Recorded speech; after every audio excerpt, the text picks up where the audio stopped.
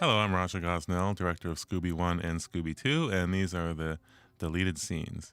Since they're deleted scenes, 9 times out of 10, they weren't all the way finished, so much of the animation, particularly on Scooby, that you'll see is in its roughest stage. And it's kind of interesting because you get to see how Scooby looks in the early stages before he's all finished. A lot of the performances are pretty close, but his actual look doesn't have fur, and he's a little thin, obviously. Now, Matt's job in this movie is really tough because just picture him acting opposite absolutely nothing, and you'll have an idea how tricky it is for him to do his job because he's always referencing Scooby, and Scooby's never there as we're shooting. This is a little moment that we wanted to get in the picture. As we sat out on Scooby 2, we wanted to give him as many sort of dog-like moments as we could.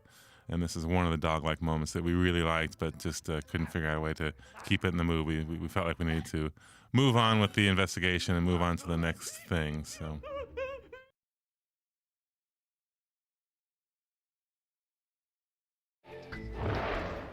this is the museum robbery scene, which was one of my favorite scenes in the movie that unfortunately we had to cut.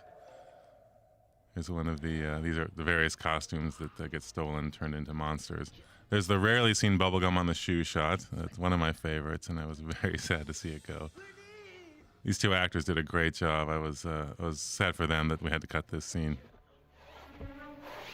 We ended up cutting the scene because it came at an awkward time in the movie. It came right after Velma's red outfit moment. We'd been away from Shaggy and Scooby for a long time and been away from the investigation for a long time, so it felt like we needed to sort of get back to them outside the faux ghost. Come on, baby. Let's get a shot, please. Come on now. Come on.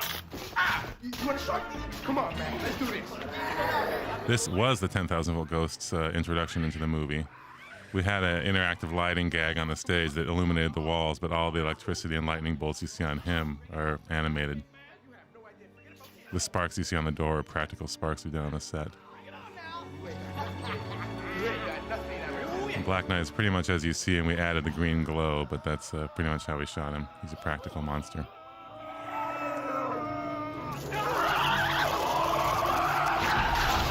One of the rarely seen static electricity jokes in movies.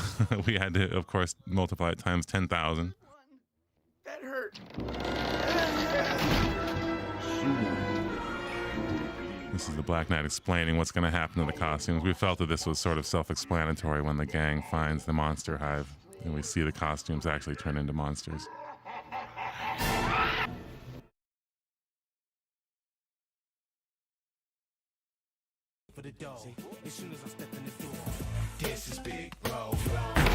This is one of my favorite character moments in the movie that unfortunately we had to cut. Like the Red Sea, it's me. We had to cut it because we felt like it was just time to move on with the story. We'd been away from the story and the investigation for a long time, and it felt better to sort of get the guys to the bar and get them questioning Old Man Wickles. Although I do really miss these character beats. It's a private club. There's Scooby. Scooby has a day-glow wig in some of these shots, you'll notice, and that's a weird phenomena that Rhythm and Hughes sort of never got to the bottom to. They didn't actually know why it was happening, and fortunately we ironed it out by the time the movie was released. You don't recognize my brother and me. We are the world-famous West Side Pickleaculas. 50% pickle, 50% That's actually one of the few scenes in the movie where we have a suit performer playing Scooby, and we've just animated Scooby's head over the top of the performer's head. She was actually the dancer that did the dancing in the dancing sequence as well. It was just going to be too cumbersome to try and animate an entire outfit in addition to Scooby, so we went with a suit performer in this sequence. There's a never-before-seen whack-a-mole with your main characters' heads on there. I sure hate to see the urinals in this place, Scoob.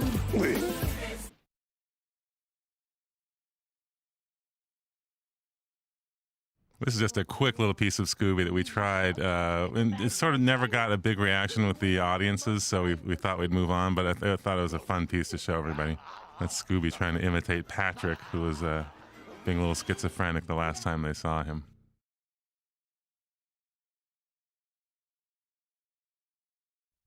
This is part of the sequence where the skeletons chase Scooby down the hill on the trash can lid. The reason I wanted to show it was because it's so primitive, it's so early on, and I thought it might be interesting. We have here CG environment, CG skeletons, CG Scooby. It's a 100% CG sequence, as it is in the final movie as well. But it's sort of fun to see the skeletons in their very early stage. They're very sort of primitive. It's almost stop motion looking. It's very kind of charming. And that's a little piece that didn't make it in the movie.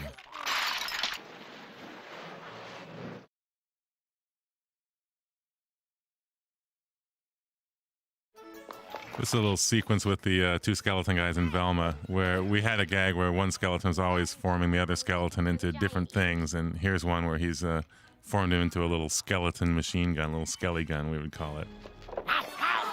It just, unfortunately, we cut it. It felt like it just was just one beat too many with the skeleton guys. We have an awful lot of action in this section of the movie, and it sort of never paid off. But it was really fun when we did it.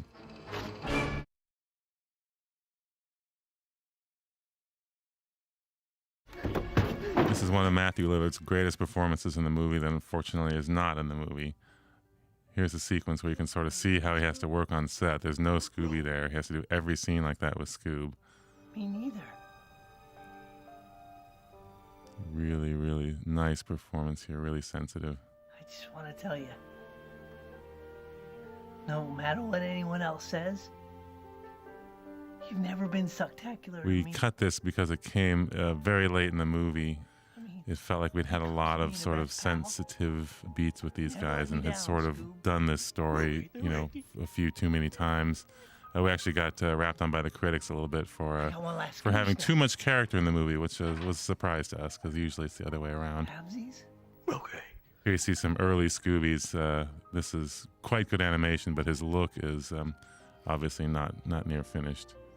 But it's a really, really nice scene, great scene between these two guys, and my hat's off to Matt for performing this well opposite a invisible dog.